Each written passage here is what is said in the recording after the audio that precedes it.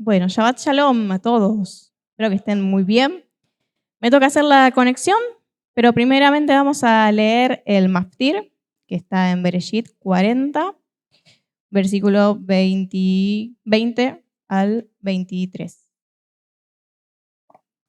Dice así: Entonces esas vacas flacas y raquíticas se comieron a las 7 vacas gordas, pero nadie lo hubiera creído, porque después seguían siendo tan flacas y raquíticas como antes. Luego me desperté.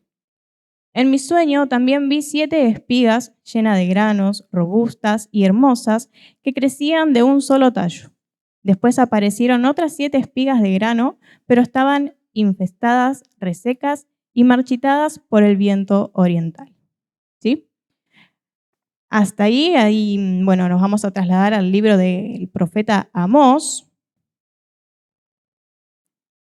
Está ahí al ladito del libro que leímos la semana pasada.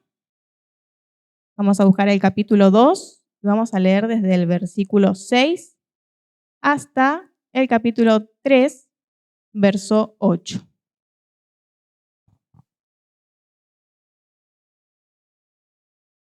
Cuando vea que esté la mayoría, vamos a arrancar.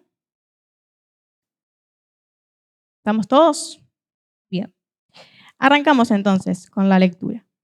Dice así, Amós 2:6. Esto es lo que dice el Señor. Los habitantes de Israel han pecado una y otra vez, y no permitiré que queden sin castigo. Venden por dinero a la gente honrada y a los pobres por un par de sandalias. Pisotean en el polvo a los indefensos y quitan a los oprimidos del camino. Tanto el padre como el hijo se acuestan con la misma mujer y así profanan mi santo nombre. En sus festivales religiosos están a sus anchas usando la ropa que sus deudores dejaron en garantía.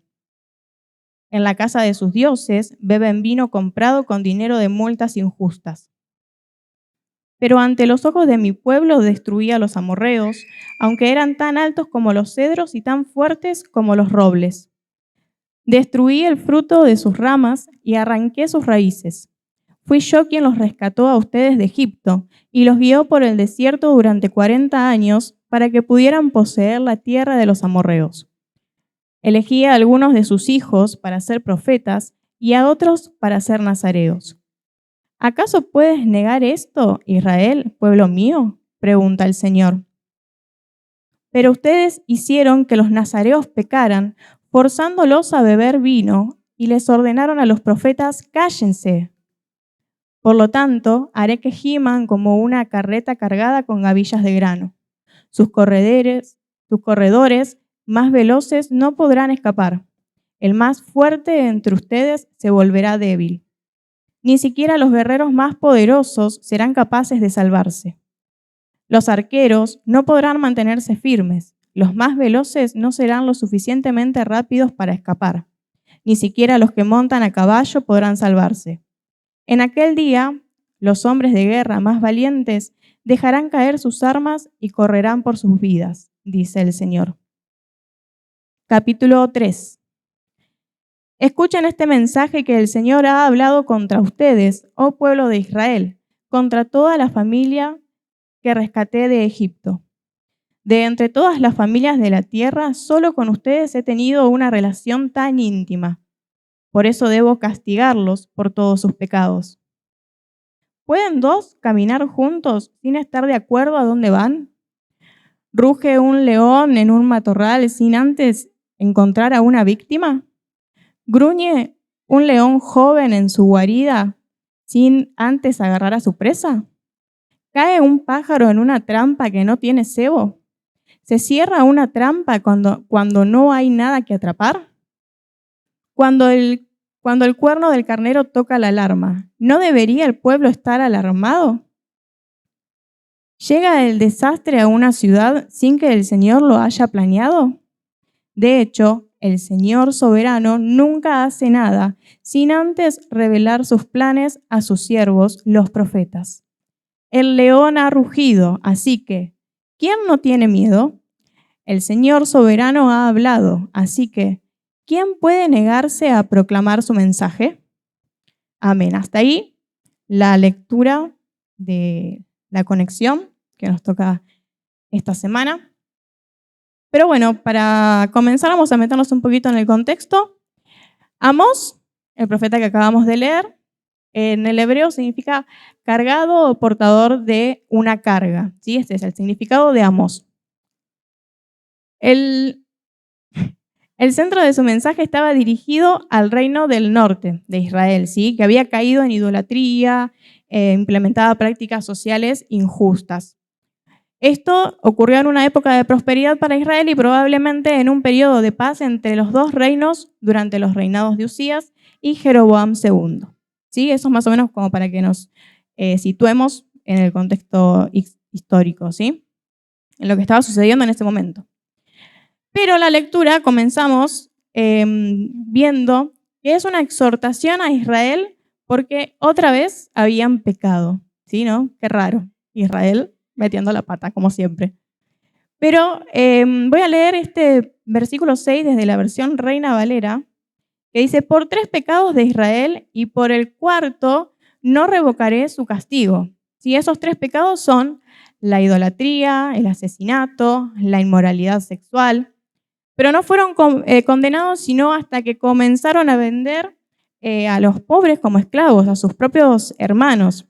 Y acá vemos la conexión con la porción semanal que estudiamos esta semana, ¿no es cierto? Que vemos cuando los hermanos de José lo venden por 20 piezas de plata.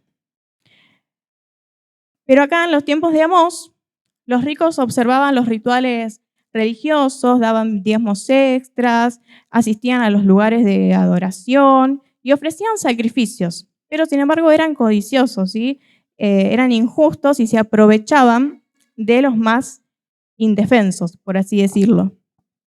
Y les voy a leer acá en Levítico 19, no lo busquen, si quieren anótenlo, Levítico 19, 9 al 10, que dice así, cuando recojas las cosechas de tu tierra, no ciegues el grano en las orillas de tus campos, ni levantes lo que caiga de los segadores. Harás lo mismo con la cosecha de la uva. No cortes hasta el último racimo de las vides, ni recojas las uvas que caigan al suelo. Déjalas para los pobres y los extranjeros que viven entre ustedes. Yo soy el Señor tu Dios. ¿Sí?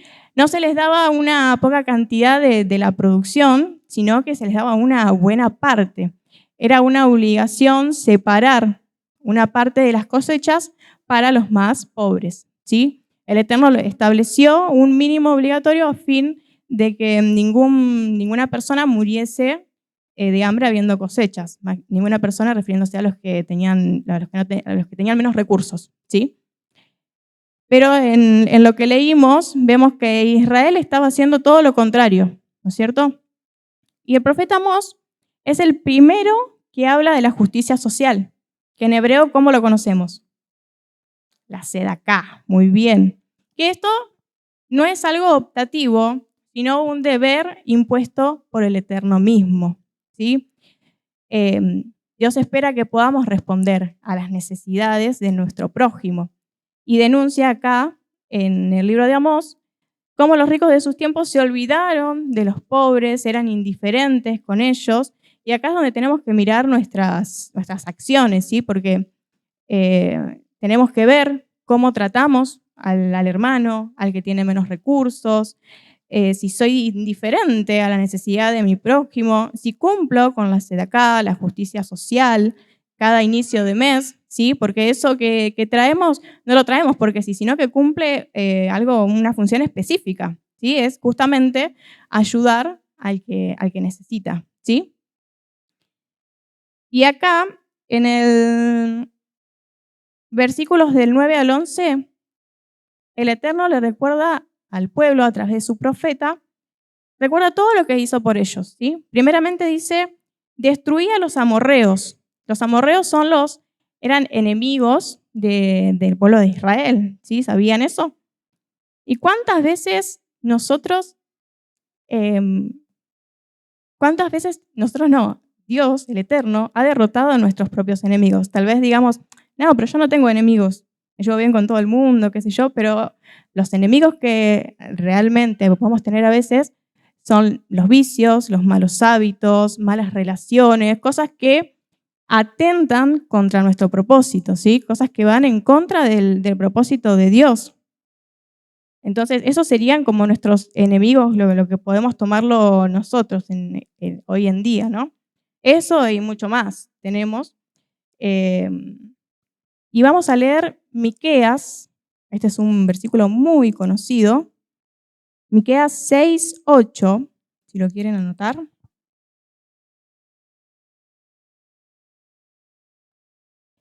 Dice así: Oh hombre, Él te ha declarado lo que es bueno y qué pide el Señor de ti.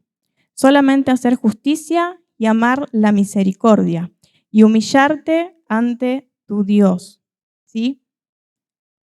Esto se refiere a que tenemos que actuar con rectitud y equidad hacia los demás, mostrar compasión y amor hacia los necesitados y vivir con humildad y vivir humildemente, ¿no? Dependiendo de Dios. Eso fue lo primero que acá les recordó el Eterno, ¿no? Destruía a los amorreos, destruía a tus enemigos. Y también les recuerda que los sacó de Egipto, que para nosotros es el lugar de opresión, es el lugar de estrechez, de pecado, ¿sí? ¿Y cuántas veces el Eterno, a quién nos ha sacado de ese Egipto, de ese lugar de opresión en el que estábamos? Después dice que levantó profetas y nazareos, ¿sí? Pero dice en el versículo 11, 12, casi ahí al final, que a los profetas los mandaban a callar. Le decían a los profetas, no profeticen, callate. O sea, estaban en un nivel de pecado tan profundo que no querían escuchar la voz del Eterno. Y cuántas veces nosotros también callamos la voz del Eterno en nuestras vidas. ¿Cómo puede ser eso? Y con creernos indignos, tal vez, de que Él nos pueda usar en algún servicio, para dar una palabra, para hablarle a una persona, para hacer algo que nos piden, y por ahí decimos, no puedo, no me va a salir, que lo haga otro, que vaya otro, pero no se trata del otro, sino se trata de que el Eterno nos quiere usar, ¿sí? No es solo decir, yo no puedo. No, el Eterno te quiere usar, entonces hay que ponerse en ese lugar. Después tenemos otro punto, que es el de los nazareos, ¿sí? ¿Quiénes eran los nazareos? A ver si alguien se acuerda. ¿Cómo? Consagrados a Dios de nacimiento, sí, eran personas apartadas que se dedicaban plenamente al servicio. Estaban sujetos a un voto que era instituido por el Eterno, que implicaba no beber vino y no cortarse el pelo, ¿sí? Pero ¿qué pasó? ¿Qué leímos en la Haftará? Vemos que la gente, en vez de respetarlos, los alentaban a romper sus votos. ¿Cómo lo hicieron? Dándoles de beber, haciendo algo que ellos no podían hacer, ¿sí? Y constantemente a nosotros se nos presentan esas cosas que quieren corrompernos. El sistema nos trata de seducir de mil maneras, ¿no es cierto? Allá afuera, con cosas para que nos alejemos del Eterno y nos desenfoquen del propósito que Él tiene en nuestras vidas. Pero en el capítulo 3 dice que Dios escogió a Israel para que fuera el pueblo por medio del cual otras naciones del mundo lo conocerían a Él. A ver, ¿quién se reconoce como su pueblo escogido acá? Amén. Todos nos reconocemos como su pueblo escogido. Entonces, tenemos que hacernos cargo de esta exhortación que da el profeta Amós desde el principio, que con la justicia social, con todos los malos actos que estaba teniendo Israel, ¿sí? Ser pueblo de Dios nos da más responsabilidad.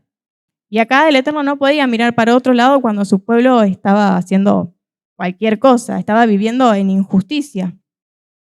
Pero, como es un Dios amoroso, nos disciplina, ¿no es cierto?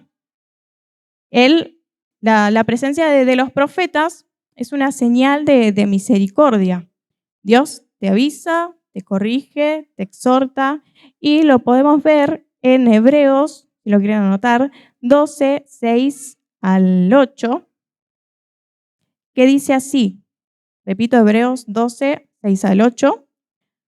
Porque el Señor disciplina al que ama y castiga a todo el que recibe como hijo. Al soportar esta disciplina divina, recuerden que Dios los trata como a sus propios hijos. ¿Acaso alguien oyó hablar de un hijo que nunca fue disciplinado por su padre?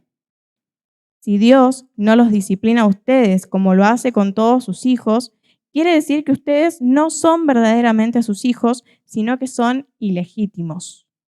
Wow. Qué feo, ¿no? Que el Eterno diga que no somos sus hijos porque estamos haciendo las cosas a nuestra manera. Que el Eterno diga, no, vos no sos mi hija, no estás haciendo lo que a mí me agrada. Y después en el Salmo 119, 71, si lo quieren anotar también, dice, el sufrimiento me hizo bien porque me enseñó a prestar atención a tus decretos, ¿sí? El Eterno nos corrige en su amor y misericordia infinita. Repito, el Salmo 119, 71. Sí, Él nos corrige en su amor y misericordia infinita. Él sabe todo de antemano, pero nunca envía una calamidad sin antes notificarse a sus profetas con respecto a ellos, ¿sí? Así que, bueno, al escuchar el mensaje de Amós, ¿sí? Debemos mirarnos a nosotros mismos, hacer como una reflexión, una introspección, reflexionar sobre nuestra propia vida, cómo estamos actuando, ¿sí? Con respecto a la justicia social, más que nada. Y teniendo en cuenta estos puntos, ¿no? Que Dios nos escogió como su pueblo, quiere lo mejor para nosotros, pero tenemos que andar como Él le agrada. Como decía una de las preguntas retóricas que menciona, ¿andarán dos juntos si no estuviesen de acuerdo? Y no, claramente no, sería medio imposible. Entonces, para caminar con el Eterno tenemos que estar de acuerdo con Él y con sus palabras, con sus mandamientos, con todo lo que Él nos instruye en su palabra. Amén. Así que bueno, esto era lo que tenía para compartirles.